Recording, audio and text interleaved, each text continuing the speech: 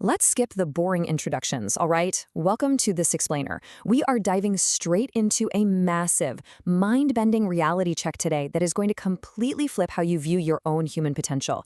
Seriously, we absolutely do not have time for fluff when we're talking about your life, your dreams, and that ticking clock that just never ever stops.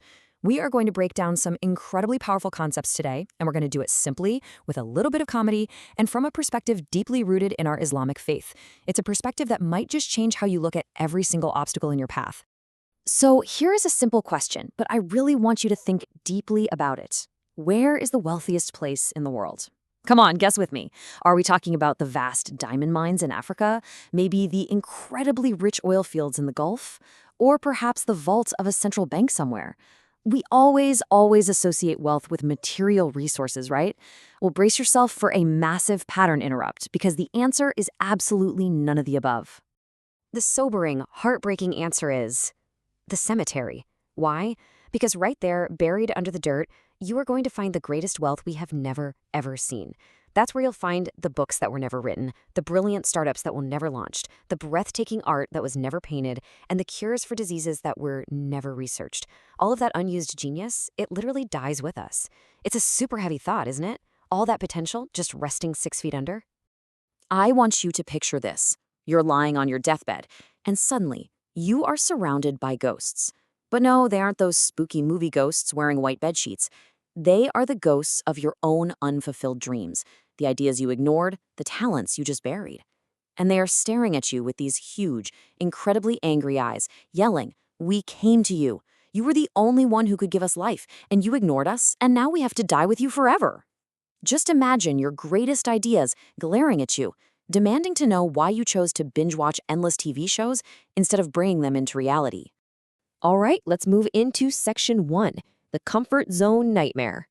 A staggering 90% of people are held back from reaching their full potential their entire lives by their comfort zone. Why do we let our ideas turn into angry ghosts? Because the comfort zone is an absolute addiction. Stepping out of it is the ultimate human struggle. Honestly, it's exactly like the massive daily struggle of pushing off a warm, heavy blanket to get up for Fajr prayer on a freezing winter morning. Your brain is practically begging you to stay in the warmth, telling you it's too cold out there, the mission is too hard. But staying in bed achieves literally nothing. The comfort zone feels safe, but it's the silent assassin of all your potential. The first step out is like a baby bird breaking its eggshell. It takes serious force, it is super uncomfortable, and it shatters the only world you knew. But sadly, most prefer excuses over execution. So how do we actually wake up from this nightmare? You've got to clearly define your goals in 3 major areas. First, your personal and family goals. This is your core drive, the reason you breathe. Second, your business and financial goals. That's your footprint in the outside world. But the real secret sauce, that is point number 3, self-development goals. In this whole setup, your willingness to develop yourself is the magic key that unlocks the other 2 doors. If you don't grow from the inside, your family life and your finances are not going to grow either. Period. Which brings us to Section 2. The incredible power of the word good. You lost your job? Good. You probably needed a different experience anyway. You got injured? Good. Time to rest up and completely rethink your strategy. In our faith, we understand this through the concepts of ibtila, which means trials, and qadr, our destiny. People always want a perfectly smooth path, but a smooth road doesn't build any muscle. What if every single disaster is actually a hidden advantage? It's like praying to God for patience, and in response, he puts you in a massive traffic jam. Every setback is actually God processing you, shaping you to be the exact thing you asked for. So from now on, your default response to failure should just be a smile and the word good.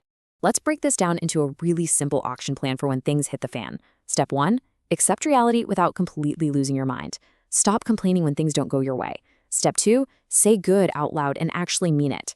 Step 3, find the hidden solution buried in the chaos. Step 4, move forward and attack the problem. You've got to stop the whining, because this painful process, it is absolutely necessary.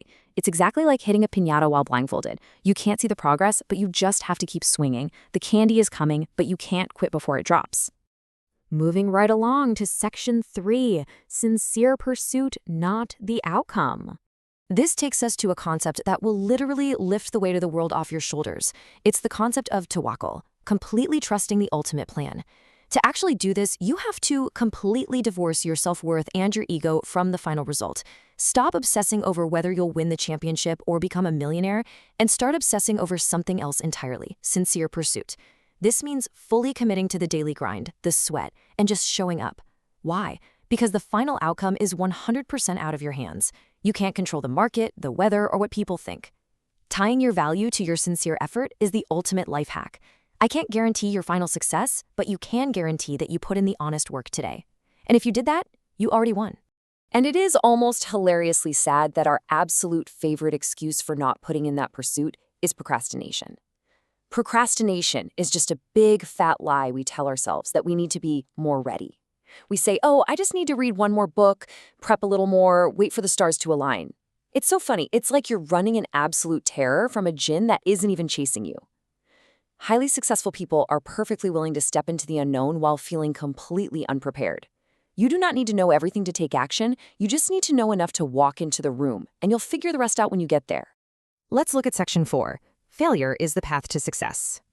We treat failure like it's this terrifying monster hiding under the bed. But we need to completely reframe this. Failure is not a monster, it is the literal entry ticket required for every single breakthrough you've ever chased. The real tragedy today is that for most people, the fear of failure sits at a massive 80%, completely crushing their 20% desire to actually succeed. They want to win, sure, but they are totally paralyzed by the idea of looking foolish. They let the fear of judgment from people whose opinions literally do not matter dictate their entire existence. You will fail your way to success. It sounds totally backwards, but it is the absolute truth. Losing is actually fantastic for you because it strips away your ego. It forces you to look right at the parts of yourself that need fixing, and it exposes every crack in your foundation. And that exact moment of exposure, that is exactly where the real work of building something so much stronger begins. The lesson is always hidden in the loss, but the real victory is in how you get back up. And finally, section 5, wake up before it's too late. We've talked about comfort zones, we've reframed failure, we've talked about sincere pursuit, but listen to me, none of this matters at all if we don't recognize the absolute reality of our mortality. We are in a race against time. If you are hearing my voice and seeing this right now, it means you woke up today. You are breathing, and that means you were just handed the most massive gift. Because someone else, somewhere out there, wasn't so lucky. Someone else took their very last breath last night. God is not done with you yet, or you wouldn't be here. So your presence today is an absolute gift that you cannot afford to waste on fear, procrastination, or complaining. What if you live your whole entire life only to discover you were on the wrong path? Imagine spending 60 years exhausting yourself climbing a ladder, only to finally reach the top and realize the ladder was leaning against the completely wrong wall. Life is not a practice run. It's not a rehearsal. You get exactly one shot at this journey. Regret is completely useless unless you use the sting of it to change your direction, today, right now. What if you live your whole life only to discover you were meant for something else entirely? What if God chose you to do something magnificent, but your fear of failing kept you hiding under the blanket in your comfort zone? Please, do not let those unfulfilled dreams haunt you on your deathbed. You have the gift of today. Break out of that comfort zone, look at your obstacles and say, good, and begin your sincere pursuit with absolute trust in the plan. The universe is calling out to you right now. So are you going to answer?